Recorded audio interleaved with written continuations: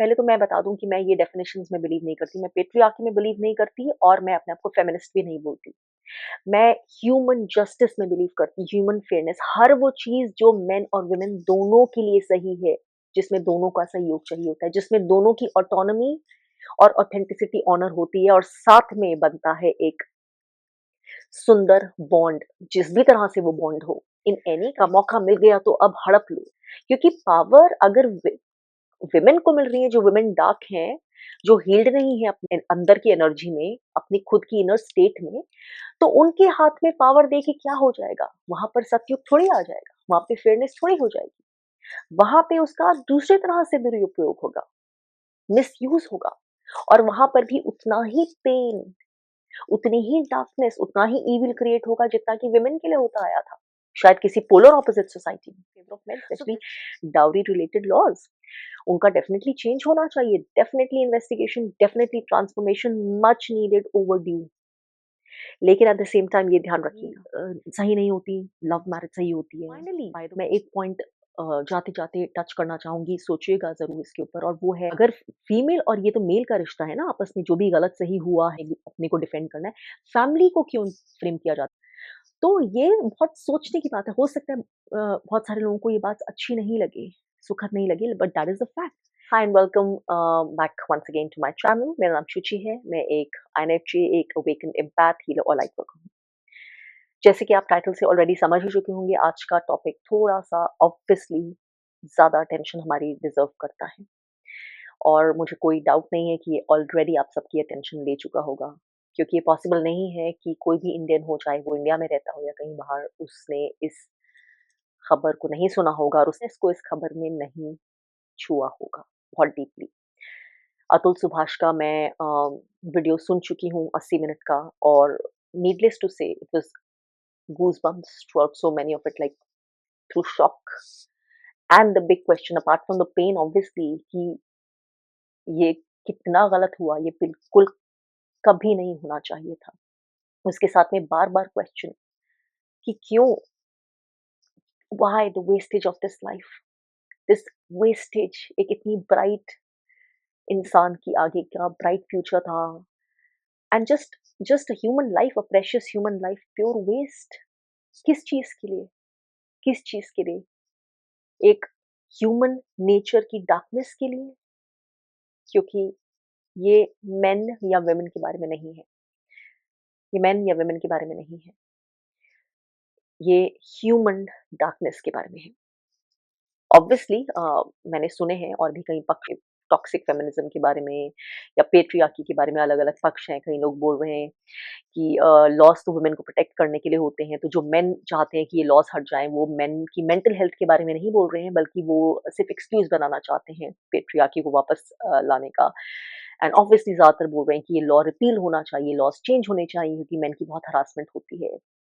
जिससे मैं एग्री करती हूँ, डेफिनिटली इन्वेस्टिगेट होना चाहिए इस तरह के लॉज़ को। लॉज़ कोई भी जो एक पक्षी हो, चाहे वो वुमेन के लिए या मेन के लिए, वो डेफिनिटली चेंज होने चाहिए, ट्रांसफॉर्म होने चाहिए। लॉज़ जस्टिस के लिए, फेयरनेस के लिए होते हैं, वो जेंडर बायस के लिए नहीं होते हैं।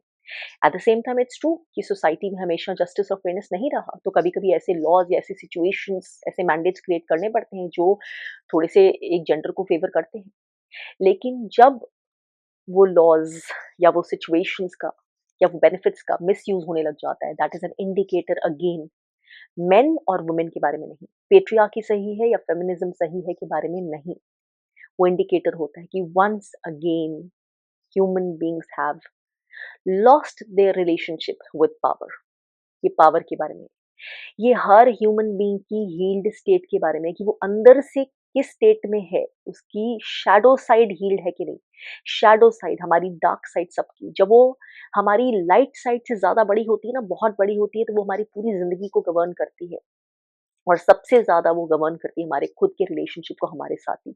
तो जब हमारा खुद का ही रिलेशनशिप हमारे साथ इतना असक्षम होता है, इतना डार्क होता है, इतना अनहील्ड और वुंडेड होता है ना, तो वो बाहर किसी भी चीज़ के लिए लाइट क्रिएट कर ही नहीं सकता, वो डार्कनेस ही क्रिएट करेगा हमारे से बाहर। जो हर रिलेशन एस्टैब्लिश होता है ना उसके लिए, चाहे वो शादी में रिलेशनशिप हो, चाहे वो फ्रेंडशिप्स हो, चाहे वो कोई ओहदा हो जिसमें हमें पावर मिल रही है, हम उसमें करप्ट होंगे ही होंगे अलग-अलग तरीके से। हमें उसके साथ सही, बैलेंस्ड, फेयर रिलेशनशिप बनाना आएगा ही नहीं क्योंकि हमारा खुद के ही साथ जो हमारी ही अपने अंदर पावर है ना, उसके साथ ही रिलेशनशिप नहीं है, हील्ड नहीं है, वुंडेड है, असमर्थ है, फ़ियर में, इनसिक्योरिटी में, डार्कनेस में रूटेड है, तो वो हम बाहर कैसे ठीक रिलेशनशिप क्रिएट कर सकते हैं? चाहे हम फिर इसमें अतुल सुभाष की वाइफ़ की बात करें, उनके डार्क साइड ऑफ नेचर की बात करें या फिर वो फीमेल जज के डार्क साइड ऑफ नेचर की बात करें क्योंकि करप्शन तो इसमें दोनों में ही है।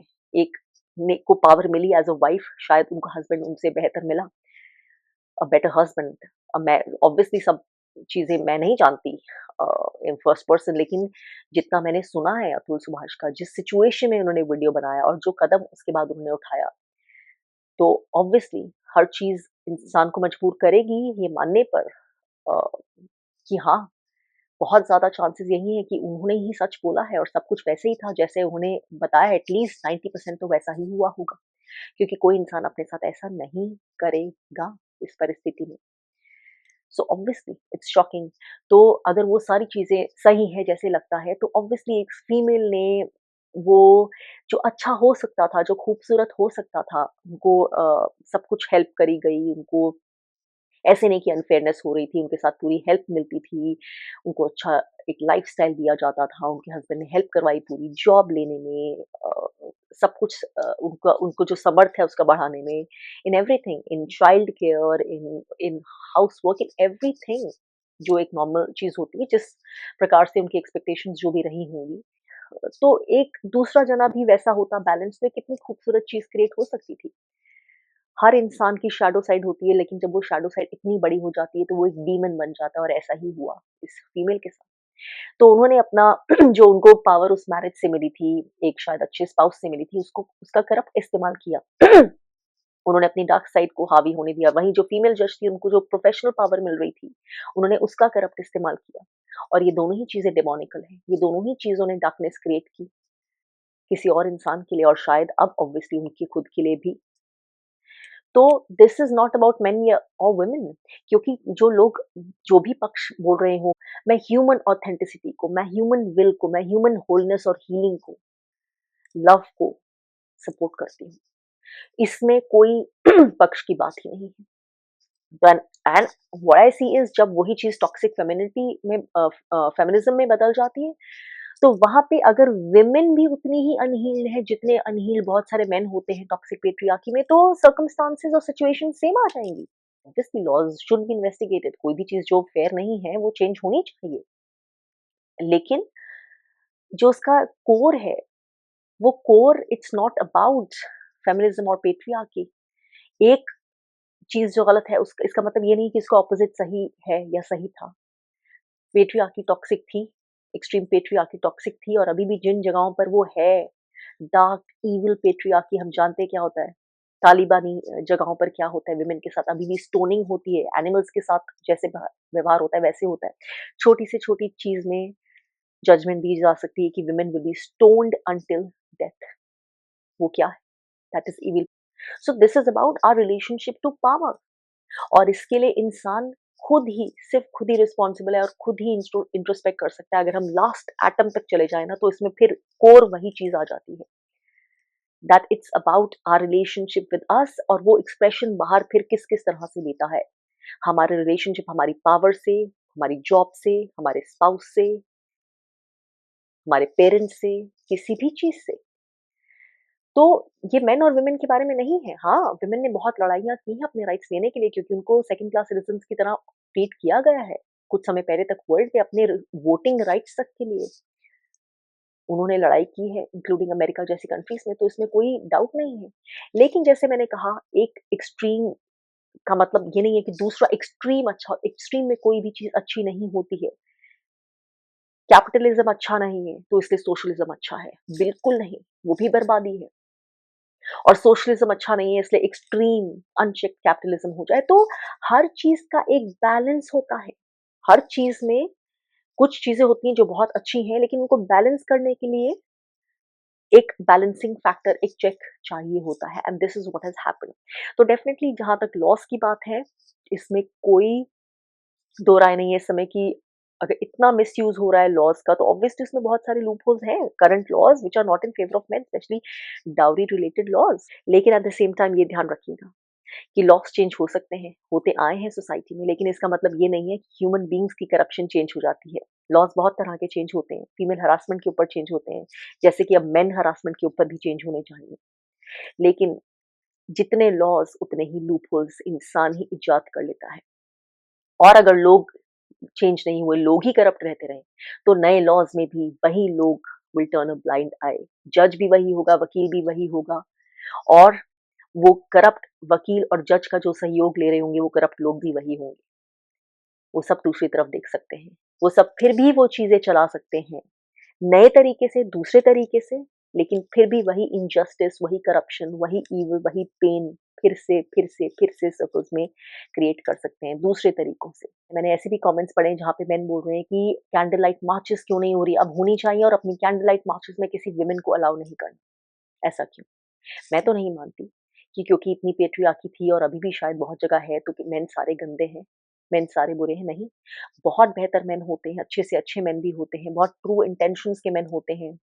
मेन जो जस्टिस और फेयरनेस में बिलीव करते हैं, क्योंकि वो खुद अंदर से हील्ड है, वो इनसिक्योर मेन नहीं है, वो टॉक्सिक मेन नहीं है। बहुत ऐसे होते हैं इस तरह के। तो वुमेन भी सारी ऐसी नहीं होती। देयर आर वुमेन जो जानती है कि एक हेल्दी फंक्शनिंग सोसाइटी के लिए, एक हेल्दी फंक्शनल परिवार के लिए और इंडिविजुअल के लिए, एक होलनेस के लिए, दोनों का ही होल होना ज़रूरी है, दोनों का ही सहयोग उतना ही ज़रूरी है। ज़रूरी नहीं है चाहे वो मैरिड बॉन्ड में हो, कोई शादी करे या नहीं करे, ये उसकी बात नहीं है, लेकिन जिस भी रिलेशनशिप में, जिस भी जगह पे हमें जाना है, जो भी चीज़ अपनी ज़िंदगी में रन करनी है, उसमें ये दोनों ही मिलेंगे, एक्सचेंज होगा, इंटरेक्शन होगा कहीं न कहीं। इसलिए कैसे हो सकता है कि किसी के व्यूज़ इतने ज़्यादा बायस्ड हों? ये बाइनरी चीज़ नहीं है। We have to know how to honour each other. हम सेम नहीं है, मेन एंड वुमेन सेम नहीं है। अलग अलग बायोलॉजीज हैं, अलग अलग एक्सप्रेशंस हैं, अलग अलग हमारे टैलेंट्स हैं, बहुत सारे, बहुत मल्टीफैसेटेड हैं हम अपने आप में भी, सब अलग अलग। लेकिन हमें ऑनर करना है खुद को और फिर दूसरे को, और वो किस तरह से राइट एक्सप्रेशन है ऑनर का। जब तक हम खुद को ऑनर करना नहीं जानते, जब तक हम खुद की पावर नहीं पहचानते, हमें लगता है पावर का मौका मिल गया तो अब हड़प लो, फिर नहीं आएगी। जितना समेट सकते हैं, जितना एक्सप्लॉइट कर सकते हैं, अब्यूज़ कर सकते हैं, कर लो, क्योंकि कल हो ना हो। तो इसका मतलब हमारा रिलेशनशिप ही पावर से सही नहीं है। तो हमें किसी भी सिचुएशन में डाल दोगे, चाहे किसी मैरिज की सिचुएशन में या किसी कोर्ट की सिचुएशन में, जज बना के, वकील बना के, हम अब्यूज़ ही करेंगे, हम अब्यूज़िव इंडिविजुअल्स ही होंगे। हमें एज़ अ पेरेंट बना दोगे तो हम अपने चाइल्ड के लिए अब्यूज़िव ही होंगे। हमें टीचर बना दोगे तो हम बच्चों के लिए अब्यूज़िव होंगे। प्रिंसिपल बना दोगे तो स्कूल के लिए अब्यूज़िव होंगे। पॉलिटिशियन बना दोगे तो हम सारी जनता के लिए अब्यूज़िव होंगे। So it is all about power, it is not about main and women. Women भी उतनी ही मिसगाइडेड और करप्ट हो सकती हैं पावर में, जब उनको पावर मिलती है, जब उनको पावर ट्रांसफ़ॉर्म होती है, जितने main. So this is not about main and women. हाँ, सबके अपने-अपने टैलेंट्स हैं, अपने-अपने तरीके हैं, अपने-अपने एक्सप्रेशंस हैं, बट अगर एंड रिज़ल्ट करप्शन के थ्रू आ रहा है क्योंकि वो अंदर से हील नहीं है, तो क्रिएट तो वही हो ना, एक डिसफंक्शनल पेनफुल सोसाइटी जिसमें सबके लिए लॉस ही लॉस है, अंधेरा ही अंधेरा है। चाहे वो जेंडर उस वक़्त कोई भी हो, तो ये समझने की बात है। कुछ समय पहले मैंने एक वीडियो बनाया था, अगर आपने नहीं देखा तो मैं उसका लिंक यहाँ पे दूँगी, और वो वीडियो था एक ट्रू लाइफ केस के बारे में, बेटी ब्रॉडरिक का। तो मैंने उसमें उसमें केस स्टडी की थी कि मैलिग्नेंट नार्सिसिज़्म और बीपीडी का नतीजा क्या होता है। तो उसमें वो फीमेल थी जिन्होंने अपने हस्बैंड का, ट्रू लाइफ केस जिस पे मूवी भी बनी थी, उन्होंने अपने हस्बैंड को अंत में खत्म कर दिया था। डिवोर्स हो चुका था, लेकिन फिर भी क्योंकि वो अपने रिवेंज की आग नहीं बुझा पाई थी। बहुत कुछ उनके फ़ेवर में भी था, लेकिन फिर भी, तो उस जब मैंने वो वीडियो बनाया था, वहाँ पर भी कुछ इस तरह का डिस्कशन हुआ था लोगों के बीच में, कमेंट्स में भी, कि कई लोग सपोर्ट करते थे। मैंने और फोरम्स नहीं पढ़ा, कई लोग बेटी ब्रॉडरिक को सपोर्ट करते थे कि वो प्रताड़ित थी, उनके साथ ऐसे-ऐसे हुआ था, उनका हस्बैंड नार्सिसिस्ट था, वो नहीं थी, ऐसे था या वैसे था, तो उनका हक था। लेकिन नहीं, अगर हम ये चीज़ को सपोर्ट करेंगे कि किसी के साथ अगर गलत हो रहा है, जो इस केस में ऑब्वियस नहीं था, हो सकता है हस्बैंड गलत था, लेकिन उसमें वाइफ भी मेंटली ठीक नहीं थी, वो भी हील्ड स्टेट में नहीं थी। हील्ड स्टेट के इंसान के साथ जब गलत होता है, तो वो सही एक्शन लेता है, जो एक्शन लेना ज़रूरी है, राइट एक्शन। इवन लॉ के थ्रू जब वो लेता है राइट एक्शन, वो रिवेंज और सेल्फ डिस्ट्रक्शन कि आग में बहा नहीं चला जाता है। वो मेंटली अनस्टेबल, अनहील्ड लोग करते हैं, जो डार्क स्पेस से अपनी शैडो साइड से रन हो रहे हैं और उसके लिए वो डार्कनेस ही क्रिएट करते हैं, दूसरे के लिए क्रिएट करने के चक्कर में अपने लिए भी। तो वही हुआ था। तो जो लोग इस चीज़ को सपोर्ट करते हैं कि अगर उनको लग भी रहा है कि फीमेल को गलत चीज़ मिल रही है, रॉ डील मिल रही है, तो वो ये सपोर्ट करने के बजाय कि वो अपने लिए एम्पावर्ड तरीके में कैसे खड़े हो सकती है, बाउंड्रीज़ ड्रॉ कर सकती है, रिलेशनशिप से हट सकती है या अपना राइटफुल शेयर सिर्फ़ माँग सकती है, या सही एक्शन ले सकती है की बजाय अगर वो सपोर्ट करें कि नहीं उसका ये एक्शन जस्टिफाइड था, टोटल डिस्ट्रक्टिव क्रिमिनल माइंडेड होना जस्टिफाइड था, तो फिर हम क्या एक्सपेक्ट कर सकते हैं? फिर मेन भी वही चीज़ जस्टिफाई करेंगे कि हाँ, अगर वाइफ ने ऐसा किया, अगर वाइफ इस तरह की है तो हस्बैंड का भी हक बनता था कि उसको उसने वाइफ ने उकसाया इसलिए हस्बैंड ने ऐसा किया। तो हम इस तरह की चीज़ें जस्टिफाई नहीं कर सकते हैं, चाहे वो फीमेल के लिए हो, चाहे मेल के लिए।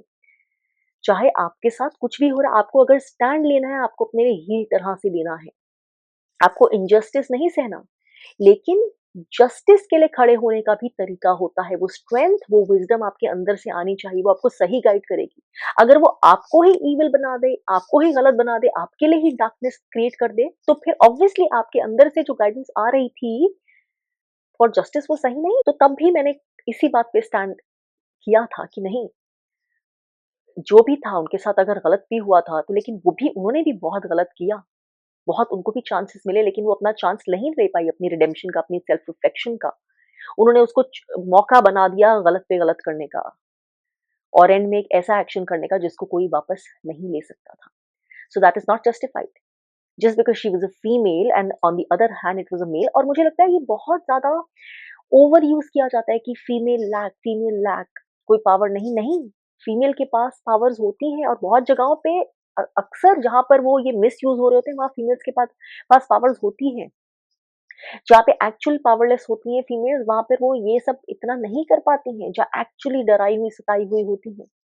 और मुझे लगता है जब फीमेल्स ऐसी होती हैं तो उन्हें और ज़्यादा समझना चाहिए कि क्या मीनिंग होता है कि जब उनके साथ पावर आए, उनके पास आए, उनको राइट्स मिले, तो उनका सही इस्तेमाल कैसे करना चाहिए, क्योंकि कितना इम्पोर्टेंट होता है उसको फेयरनेस और जस्टिस से रूल यूज़ करने का उस पावर को, कि वो देख चुकी हैं कि उसका आभास क्या होता है।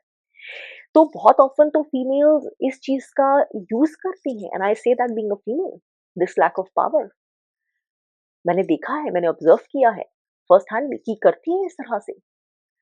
The right use of female sexuality, females know how what is the right use, with whom, in the right situation. Wrong use of sexuality is when you use your sexuality to get favors in office, favor maybe in the movie business. तो ये सारे tangents हैं power के साथ हमारे गलत relationship के, चाहे चाहे वो पावर किस तरह की भी हो, पर्सनल, प्रोफेशनल, सेक्सुअल, पॉलिटिकल, किसी भी तरह की पावर, जब तक हम उसे ठीक विल्ड नहीं करना जानते एज मेन और वुमेन, तो वो हमारे लिए और सबके लिए डिस्ट्रक्टिव ही होगा। This is not about gender. और फाइनली मैं एक पॉइंट जाते जाते टच करना चाहूंगी, सोचिएगा जरूर इसके ऊपर, और वो है अरेंज्ड मैरिज का पॉइंट।